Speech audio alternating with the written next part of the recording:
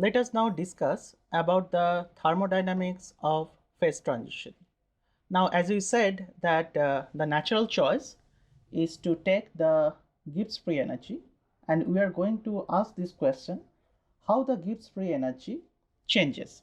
But instead of taking the Gibbs free energy, we'll use the Gibbs free energy per mole, which we denote as mu, and where this mu is known as the chemical potential. So chemical potential is nothing but the Gibbs free energy per unit mole. Now, what this chemical potential means? Again, suppose we have separated the system into two phases, where suppose this is phase 1 and this is phase 2. Now, if the system is in equilibrium, so then we know that the densities will be different in this phase. Suppose this will be rho 1 and this will be rho 2. Suppose this is a liquid and this is the corresponding vapor. So the liquid is in equilibrium with the vapor. In that case, although the densities are different, that characterizes the phases are different, the chemical potential in those two phases must be the same. Now, if there is a difference in the chemical potential, for example, suppose we just put the liquid and then just wait and watch, then what will happen? Then slowly the liquid will evaporate and some molecules of the liquid will actually vaporize and go into the vapor phase, which means there will be initially there will be a chemical potential of the liquid, so we are calling it as a mu1, and then the change in the Gibbs free energy, chemical potential is nothing but Gibbs free energy per unit mole. So suppose dn amount of moles actually went from the liquid phase to the gas phase. So this amount is dn. So the change in Gibbs free energy will be minus mu1 dn. Similarly, for phase 2, the change in Gibbs free energy will be mu2 into dn. In this case, it will be plus dn because it has gained some molecules. So the total change in the Gibbs free energy, which we denote here as a differential change, will be nothing but mu2 minus mu1 into dn. And at equilibrium, when the equilibrium will eventually attain, then we said that mu2 and mu1 will be equal, which means the Gibbs free energy will be 0 at equilibrium. So there is no net exchange of molecules between the two phases. However, always keep in mind that any equilibrium, be it a chemical equilibrium between two phases or a physical equilibrium between two phases or a chemical equilibrium involving some reaction, always it is a dynamic equilibrium, meaning some molecules are going into the liquid from the liquid phase to the vapor phase, and similarly some molecules from the vapor phase are going into the liquid phase, but it is doing it in such a way that there is no net change. So we can write when the net change is 0, the chemical potentials have been equal, or in other sense, there is no change in the Gibbs free energy. Now we'll use this simple concept and build up all other concepts subsequently. Now this chemical potential is an important quantity, and just the example which we just said is that the chemical potential of say one substance is decreasing and the chemical potential of the other substance is increasing. What does it mean? It means, remember that some molecules are actually going from the liquid phase to the other phase, which means that initially mu1 and mu2 were different, and as time progresses, the mu1 in this case will decrease because it has a higher chemical potential. That's why the molecules are going from the region of higher chemical potential to the region of lower chemical potential, which is the vapor phase. And slowly the mu1 decreases and the mu2 also increases, and at some point the mu1 and mu2 will be equal, so that there will be no net exchange between these two phases. We'll draw up a particular diagram when we talk about the mixtures in the next class, where we'll talk about what happens if you have a two-component system, something like we have a drawing here. This is right now an one-component system, and there we'll talk about, say, two-component in the sense here the example was, suppose we take water in its liquid and vapor form, where the liquid and vapor are in equilibrium. But suppose if we add something else also, in the sense that if we add some salt or something, which we denote as X, so then the salt can be actually inside the liquid, and then we can talk about the mixtures. So it is not a pure liquid, it is now a solution where we have a solute and a solvent. We'll discuss it eventually. But let us now consider only the one component system and how the phase transition happens for a one component system. Now we already discussed how the variation of the Gibbs free energy looks like if we vary the temperature or pressure, because remember that dg was nothing but minus s dt plus v dp. So if we vary the pressure and temperature, so the Gibbs free energy will also change. And we showed that you can show it just directly from that equation, that del G del T variation of the Gibbs free energy, keeping the pressure constant, is nothing but minus S. Now what will be the value of del mu del T P? Remember that mu is nothing but the Gibbs free energy per unit mole, so we can write it as G by N, keeping the pressure constant. Since N is constant, N is just the number of moles, we can just write it as del G del T at constant pressure, which is nothing but minus S divided by N. So this is the entropy per unit mole, so we call it as a molar entropy. We can either write it as S bar, something like the notation we were using for molar heat capacities, Cp bar and Cv bar, or sometimes we just write it as minus m with a suffix m, but the m stands for, it denotes that it is for a quantity of 1 mole only. So similarly we can also get a relationship for pressure variation, but before that let us first try to consider what will be the nature of the curve. Now this molar heat capacity is always greater than 0 for any substance for any phase. Now think about it, we already discussed that the gas phase, the Sm or the molar entropy, sorry, it's not a heat capacity, it is entropy, it is S, and this entropy will be always positive, and so we can write that since S is positive, minus S is negative, or the slope of the curve will be always negative for any substance. Now what does it mean? We already drew a curve like this, that for gas actually it will be very steep decrease. We can draw it even slightly more steeper way, like this. For liquids it will also change, but not much, something like this. And for solid it will not change almost at all. So this is for vapor or gas, this is for liquid, and this is for solid. Now suppose we are increasing the temperature and the phases are also changing, in the sense that it is going from a solid phase to liquid phase and from liquid phase to the gas phase. Now how it will look like?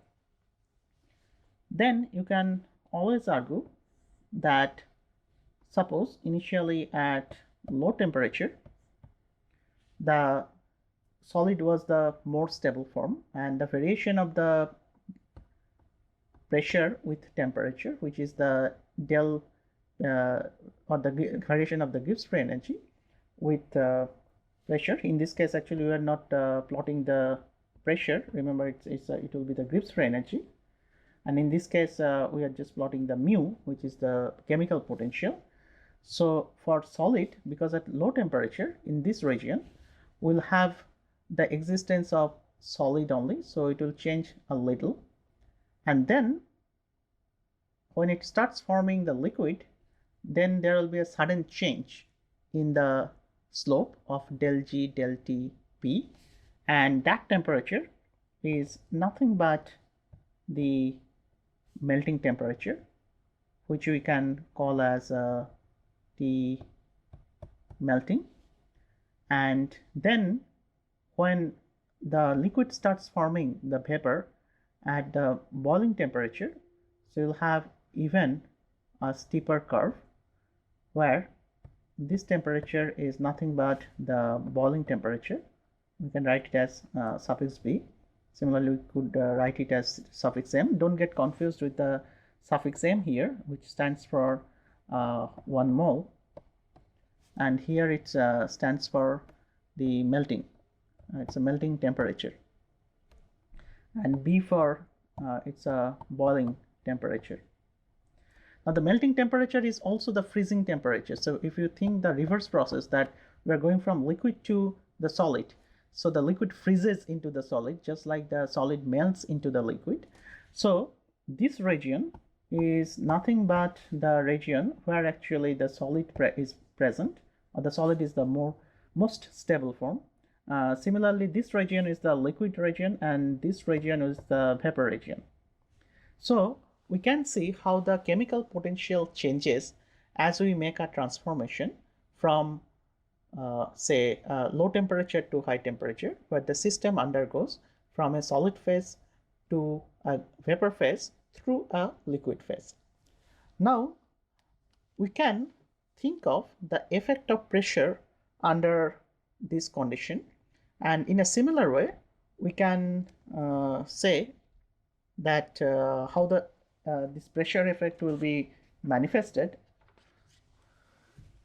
We already know that del G del PT, if you remember from previous lecture, that is nothing but V. So we are considering here del mu, and in the similar way del mu will be nothing but we have to divide basically by the number of moles. So I'm just doing it directly, so it will be V by N, or we'll just denote it as V suffix M, where this M is for 1 mole, or this is basically an 1 molar substance. Now suppose we are applying pressure. Now usually when we have a change, the substance going from say liquid to or solid to liquid, usually the molar volume increases from going from solid to liquid. So try to think about it. We are showing the same curve, which is nothing but mu versus T, how the chemical potential changes for a substance if we keep on increasing the temperature and involving the phase transition. So for solid it was almost no change, so you can just draw it like this, and then at some temperature it started melting, so you can draw it like this. Now suppose let us also stretch it a little bit,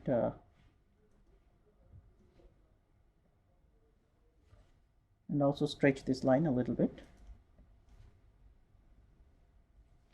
Okay, so at this point we had the TF, which is the freezing point, which is of course equivalent to the melting point. Now suppose we are increasing the pressure. So if we increase the pressure, what will happen? And as we see here that this del mu del pt is nothing but equivalent to Vm. So in the solid phase, if we keep on increasing the pressure, since molar volume is in any phase is always positive, increasing pressure means the Gibbs free energy will increase for a particular temperature. So the increase in pressure for the solid, the new line will be here, and remember that this is basically that increase keeping the temperature same. So at a particular temperature where the solid exists, we are increasing the temperature, increasing the pressure, and we see that the Gibbs free energy or the chemical potential increases by some amount which will be proportional to the molar volume of the solid. Similarly, if we apply the same pressure for the liquid, the molar increase in the molar volume will be much more. The reason is molar volume of liquid is more than the solid. So we see a very interesting situation here. This curve for the solid, so this is a high pressure and this is low pressure, and similarly this was high pressure, then this is low pressure.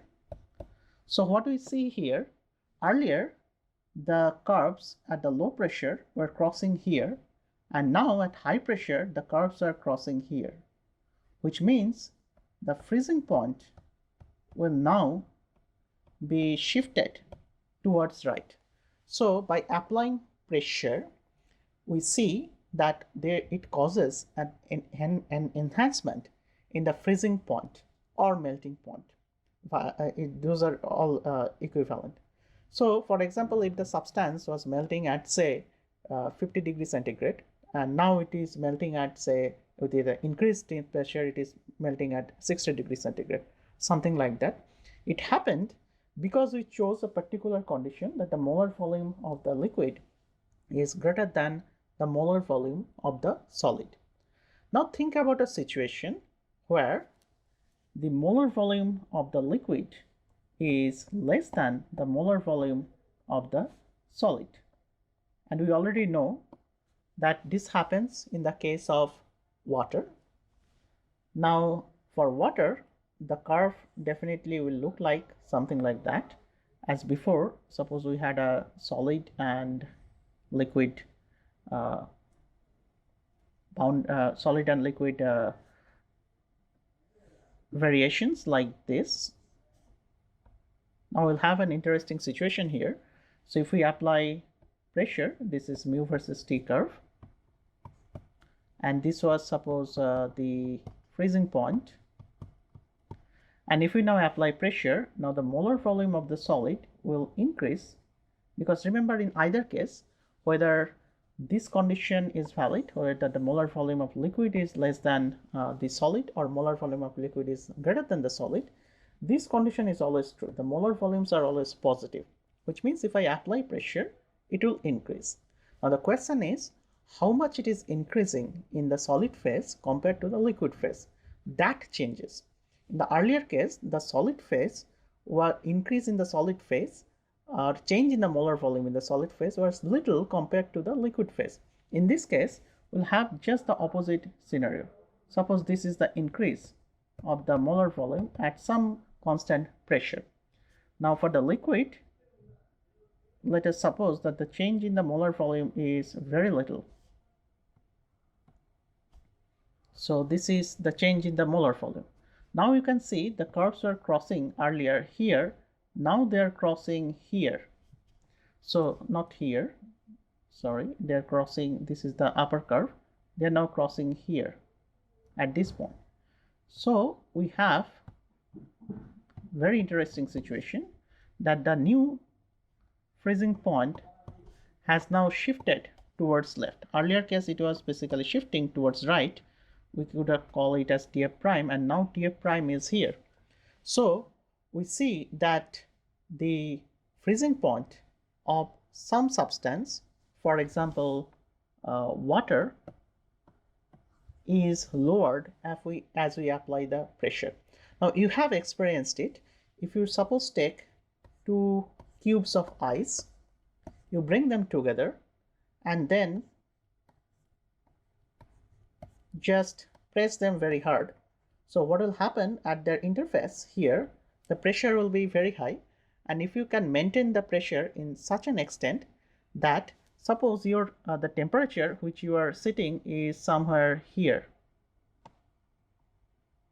So meaning that you had a temperature initially where the freezing point was higher, which means ice was stable from. Now you are increasing this, you are basically taking these two blocks of ice together and giving huge pressure, and at the interface what happens due to the increase in the pressure, because the pressure will be felt at the interface of these two cubes, and then as a result what will happen, the freezing point will shift towards left, and suppose your initial temperature which you started with is say minus say 1 degree, and suppose now the freezing point is minus 2 degree. So the freezing point or melting point has lowered, which means at that temperature minus 1 degree ice should melt. So as a result what it will do is that at this region ice will melt into water, and then this water actually form a uniform phase. Basically ice is melting from one cube, ice is also getting melting from the other cube, and then you form water in the interfacial region, and then all of a sudden you release the pressure again. So what will happen, since this is an equilibrium process, then the freezing point will again be elevated. Now you are sitting at minus 2 degrees centigrade, but your freezing point is again say 0 degrees centigrade. So you are at lower temperature, so again that water will immediately freeze, and what will happen, that freezing of that water which was generated at the interface will make these two pieces of the ice stuck together, so you cannot now remove it. So that's an interesting demonstration where you bring two solids, let them melt by applying pressure so that they form a liquid, and then all of a sudden again release the pressure so that the liquid again forms the solid, and then you have a uniform solid phase. So similarly you can think of a transformation just like here we are discussing the transformation between a solid and a liquid. You could also think of a transformation between a liquid and its vapor. Now for that we'll discuss an interesting situation where the liquid and is in equilibrium with its vapor. Now we are still considering the effect of pressure. So here we are considering, in the earlier case we are considering the effect of pressure for solid liquid equilibrium, and now we are considering the effect of pressure for liquid gas equilibrium. Now the question is, how will you create or increase a pressure on a liquid? Now you can think of a very interesting experiment. Suppose again that I have a sealed container and that liquid initially was in equilibrium with its vapor. So the chemical potential must be equal in the two phases, otherwise there will be a mass exchange which is not happening at equilibrium. So the chemical potential is same. Now suppose we make some arrangement. In one case you can make an arrangement like this. You can very simply make a hole here and you insert some, say, inert gas. Say you insert argon, and suppose this is water. So what will happen, initially you had some water molecules. Now on top of it you will have some argon molecules. So the pressure will exerted on the liquid will be more, and as a result, more and more vapor, water molecules will come into the vapor phase. You could also devise it in some other way, that you could actually insert a piston, something like this, and suppose this is the water, and now the piston touches the surface of the water, and this is a very special piston where if I keep on pressurizing the liquid, of course the you know that more and more vapor will form, and if the vapor forms, then what will happen, the vapor should come out, so the piston should be permeable to gas molecules only, gas or vapor molecules only, but it is not permeable to the liquid molecules or to the liquid. So it is permeable only to the gas but not to the liquid. If we make an arrangement and keep on pushing this piston, then also it will create a pressure on the liquid, and the pressure of the liquid will increase, which means more and more molecules will come into the vapor. Of course, the pressure of the vapor will also increase.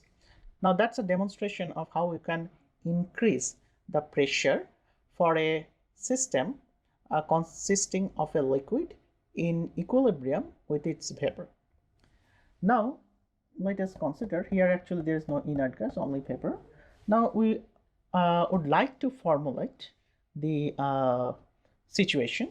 So what we are saying is that initially I had the chemical potential of the liquid is identical to the chemical potential of the gas or the vapor.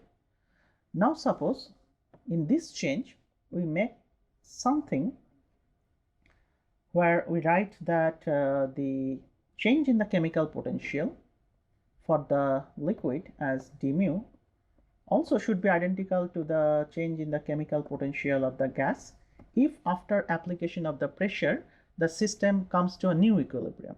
So always we are thinking about from one equilibrium to another equilibrium. So initially there was no pressure. The only pressure was basically the vapor pressure of the liquid, and then we applied pressure by inserting an inert gas. By the way, the condition for this case, the inert gas, should be that the inert gas is only in the vapor phase, so that it is applying a pressure on the liquid, but it does not get dissolved. If it gets dissolved into the liquid, then it cannot pressurize the liquid. That's one of the necessary conditions for the experiment. Or other way was that we insert a piston, and where by inserting piston or by inserting the inert gas, the effect will be more and more vaporization of the liquid because pressure is applied on the liquid. So the vapor phase pressure also increases, and if we apply a constant pressure, then we can think that there will be a situation where again the vapor has increased from the initial phase, but then there is no more exchange between the liquid and the vapor, no more net exchange.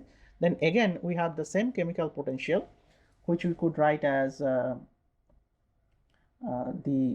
which we have denoted as the change in chemical potential of the liquid is equal to the change in chemical potential of the gas. Now we are just going to equate these two things and try to understand how the pressure will vary under this condition. Now so if the changes are equal, of course the changes should be equal because of the because it has gained an equilibrium. Now let us think that the liquid, when we keep a pressure, what is d mu liquid? So by definition, remember that del mu del P at constant temperature is nothing but the molar volume. So the del mu of liquid will be nothing but the d mu, the finite differential, will be Vm, we'll denote it as Vm liquid, into some change in pressure which we call as dP for the liquid. Similarly, for the gas phase, we can write it that will be the molar volume of the gas times some change in pressure for the gas. Remember this change in pressure. Initially, the pressure exerted by the for the gas and the liquid were same. Why? Because the only pressure was the vapor pressure, which was created by the vapor or the gas. Now we have a interesting situation. We have some increased vapor pressure, but there is also an additional pressure. This additional pressure is coming either from the piston, or this additional pressure is coming from the inert gas. So the vapor pressure, pressure of the vapor has increased, but that pressure is not identical to the pressure exerted on the liquid. The pressure exerted on the liquid is the pressure of the vapor pressure plus the additional pressure, because we are still keeping that piston and keeping a constant force on the liquid. So this dP and this dP are now different. So that is the key point here. And the trick is, of course, for gas, we can approximate it to be an ideal gas, and we can right away write it is RT by P, and because it won't be nRT, it is a molar volume, and for the gas, and then it's the pressure of the gas, and then we can write just dP of the gas. Now, since these two are equal in the new equilibrium, the changes have been equal, so we can equate these two equations, and we could write that the molar volume of the liquid into the change in pressure for the liquid is nothing but equal to the corresponding change in the gas phase, which we wrote as RT by P, into the change in pressure in the gas phase. So we can right away integrate this equation by writing, please follow here. So I'm just integrating it like this. So let us integrate it here. Now suppose initially the gas or the vapor pressure was P star. So this pressure is P star. So the pressure on the liquid initially was also P star. Now what is the final pressure of the gas? Suppose the final vapor pressure is P, which is basically this thing, which is P. Now here the final pressure will be P plus delta P, where this delta P is nothing but the extra pressure that is coming from the piston or from the inert gas. Now this P plus delta P, we will approximate it to be equal to P star plus delta P. The logic goes as follows: because suppose there was a vapor pressure P star initially, and that got enhanced to P, and in the new situation the pressure exerted on the liquid is the new vapor pressure plus the additional external pressure, which is done either by mechanically or by inserting an inert gas. However, this pressure which we are keeping on the liquid by the inert gas, or say through the piston, will be, this delta P will be much higher than the change in the vapor pressure itself, meaning the P star to P, that change will be very little compared to the external pressure. So we can always write this or approximate this under that condition. So the upper limit will set it as P star plus delta P, and then we can easily integrate this equation. You can see it that we'll have, if I just bring this RT part here, so we could write that in this case it will be from this integration. We're writing the right hand side first. It will be ln P by P star. First there will be an RT, but the temperature was constant. We are only considering the effect of pressure, and then that will be equal to Vm, if we consider that the molar volume did not change during that process. And of course it's a molar volume of liquid, and which doesn't change too much over pressure. That's why you're considering it to be constant, although it's not exactly constant. And then since we made it P star plus delta P and P star, so the integration is simply just delta P.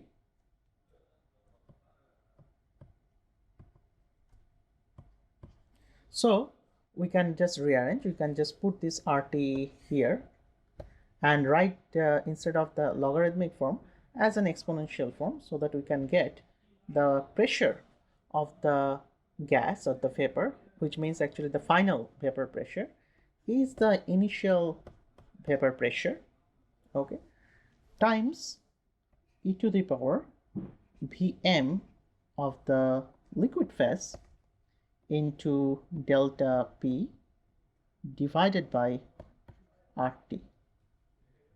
So this is a variation of the pressure, but the initial pressure was P star with respect to or this is basically how the pressure of the vapor pressure will change if we apply an external pressure, which is delta P.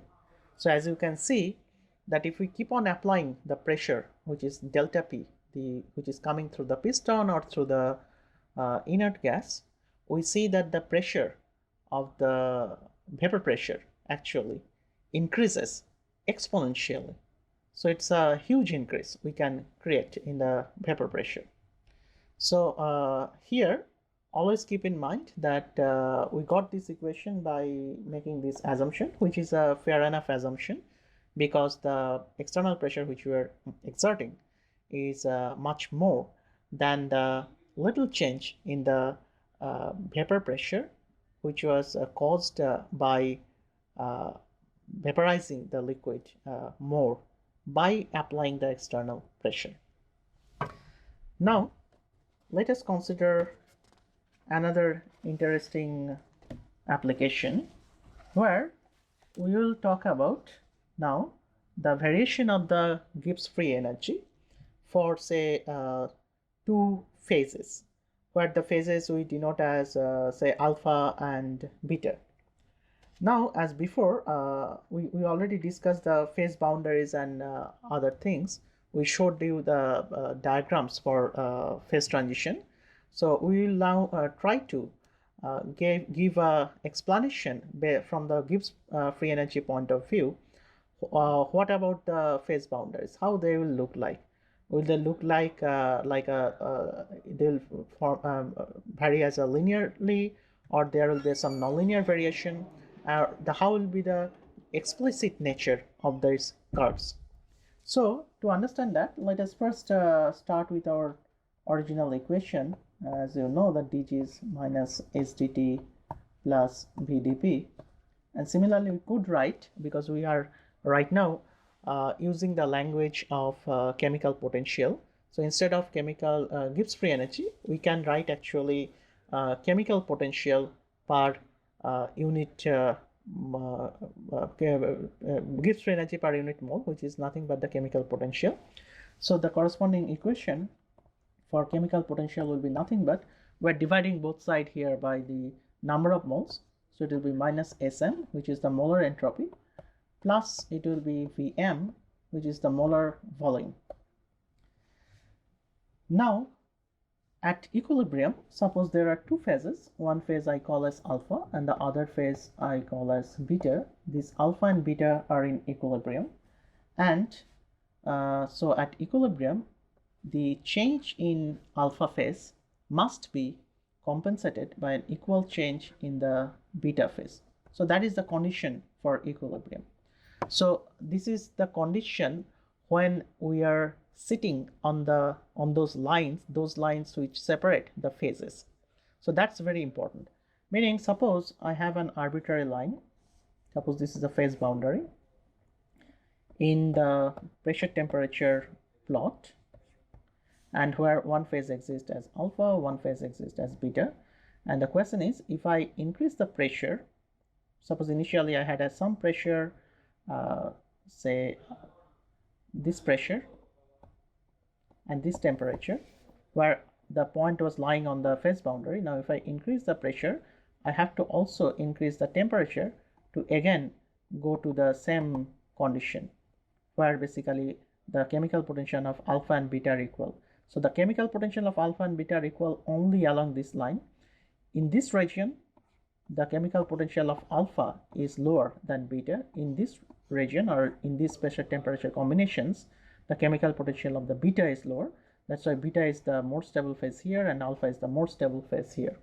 And on the line, the chemical potentials are just equal. So we are talking about phase boundaries or the lines. So on the lines, the chemical potentials are equal. And let us just use the equation which we just wrote for chemical potential. So we can just write, say I'm writing the first alpha phase.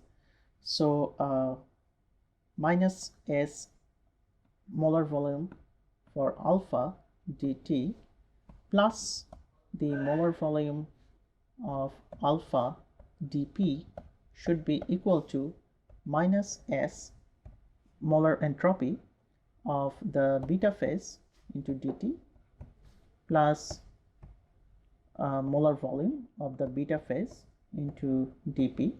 So we can just recollect all the SMs and S alphas, VMs together, and we can easily get, I'm writing the V equation for the first. So say Vm beta minus V alpha, I was writing M first, Vm alpha. So the difference in the molar volume in the beta and alpha phase times dp will be equal to Sm beta, molar entropy in the beta phase, minus molar entropy in the alpha phase into dt. Or we could write that dp dt, because dp dt is nothing but the slope of this curve when the equilibrium is attained, is nothing but the change in the entropy or the molar entropy in that particular transformation divided by change in the molar volume in that particular transformation. Now usually, suppose you are talking about a, say, vaporization process where the liquid is going into the vapor.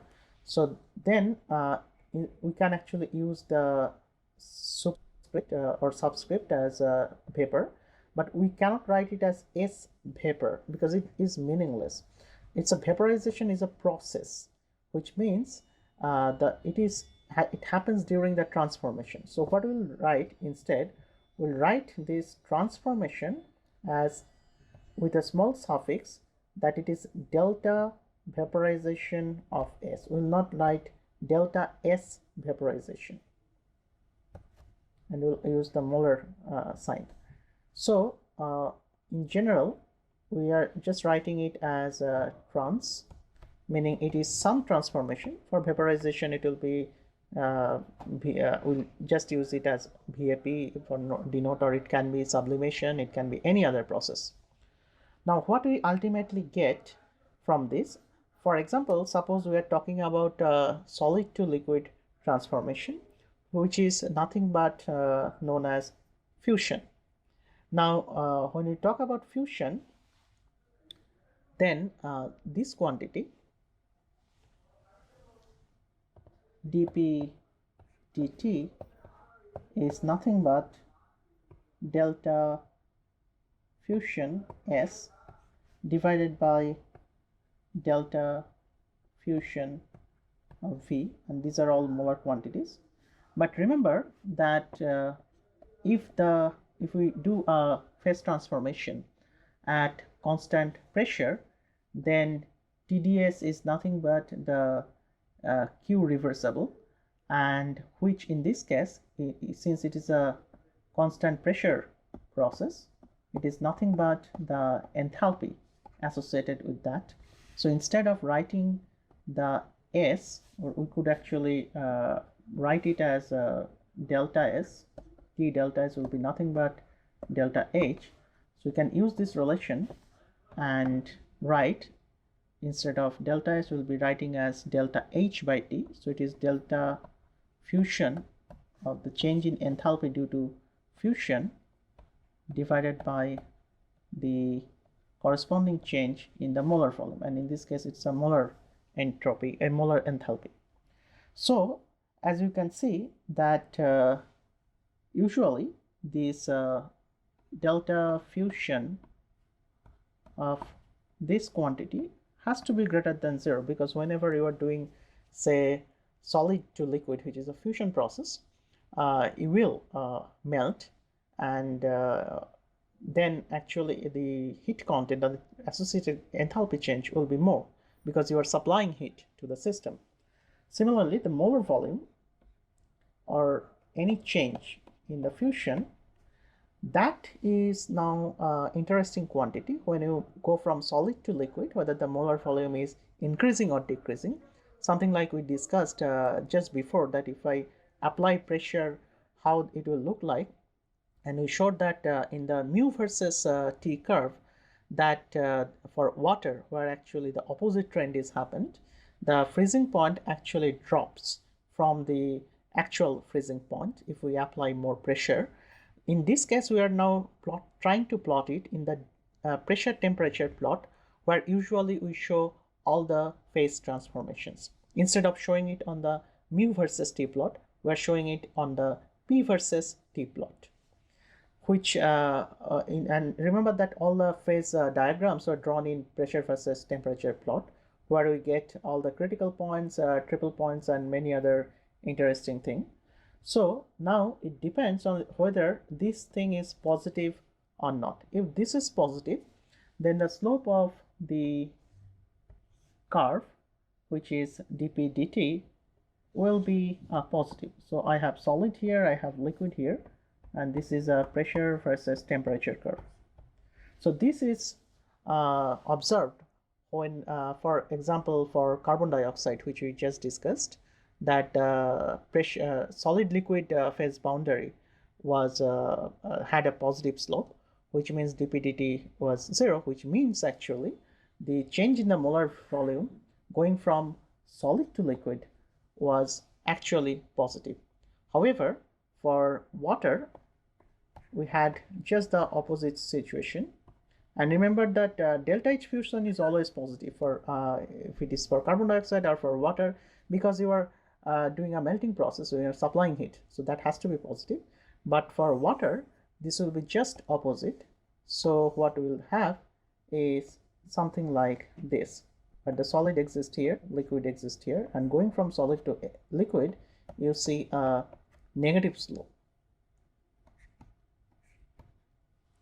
So we see a very interesting behavior when you talk about solid to liquid transition for any system. Now think about an interesting situation for this transformation, which we are right now talking about, the fusion process. We could also integrate the equation, which is dp dt is delta H fusion divided by T into delta V fusion.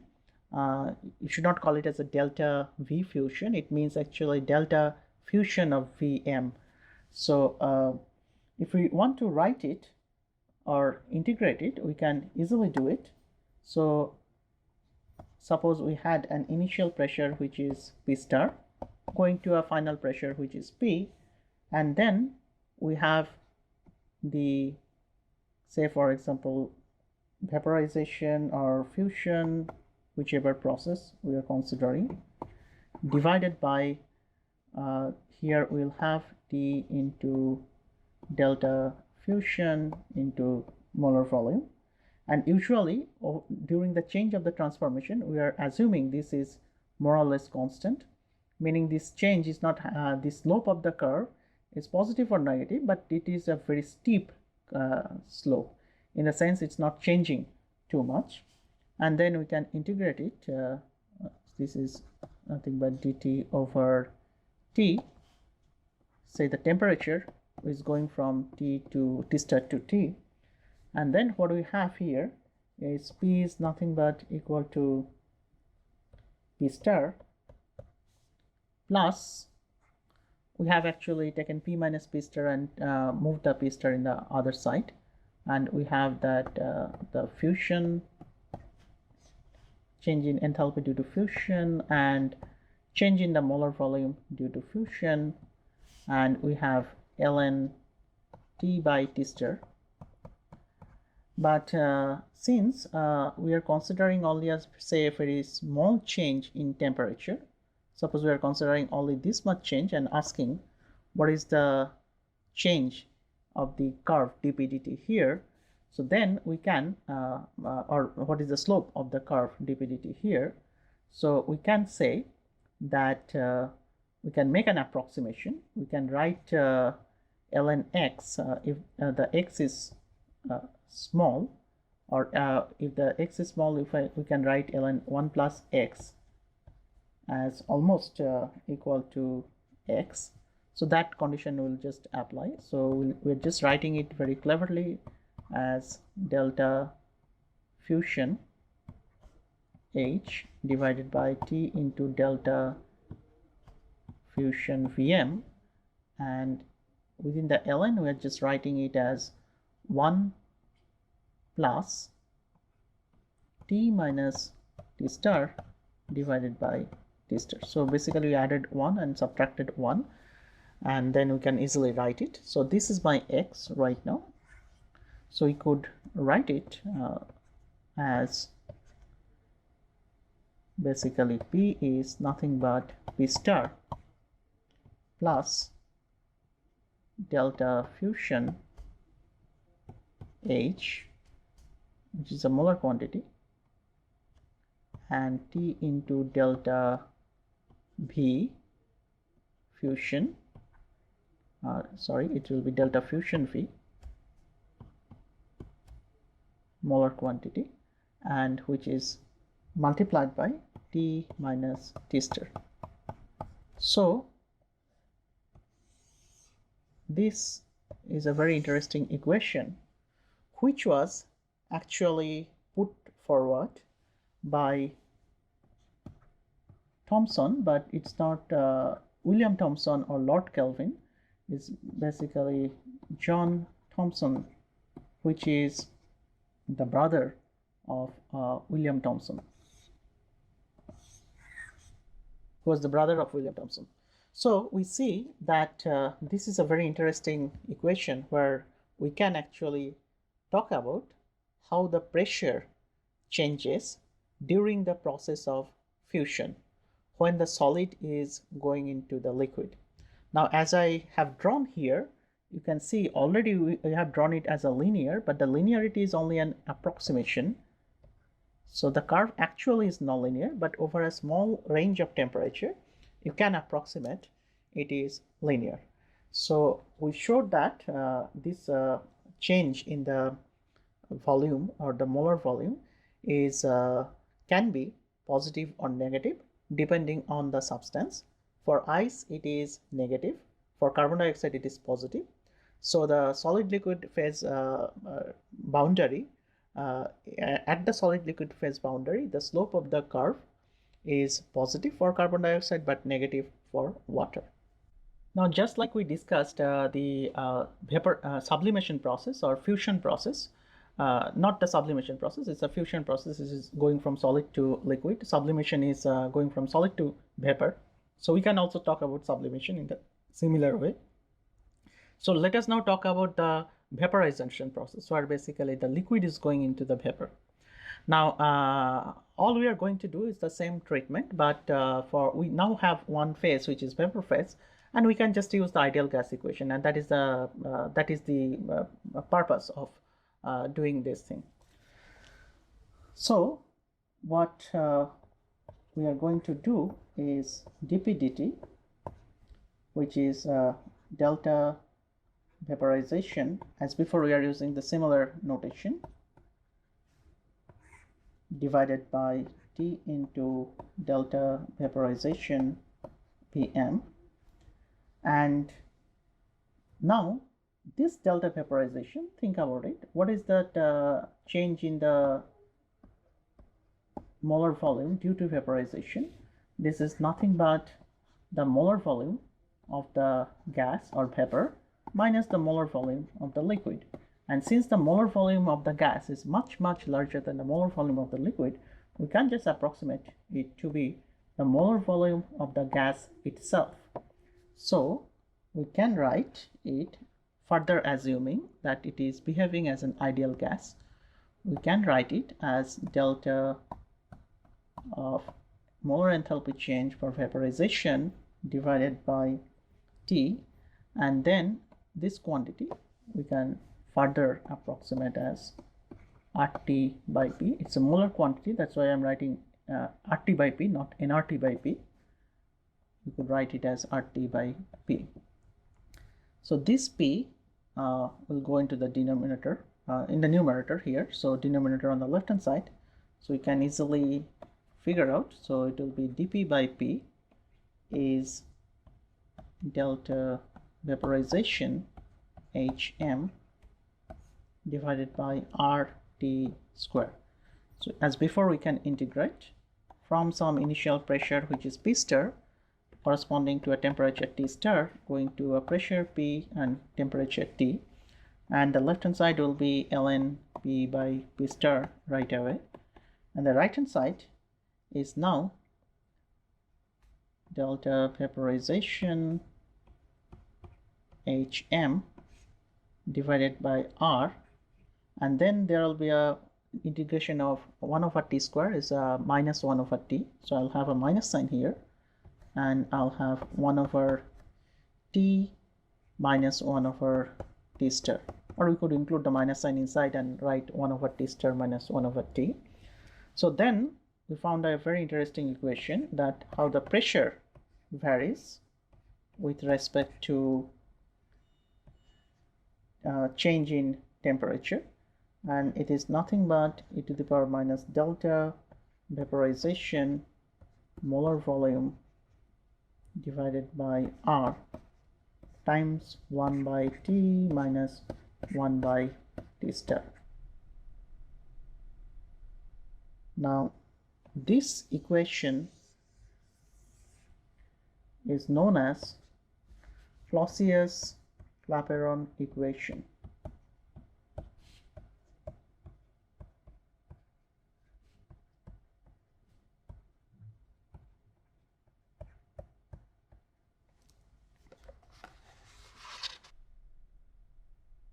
In the earlier case, when we talked about the fusion process, remember we also got a similar equation here, dP dt, and this equation was named as Clapeyron equation.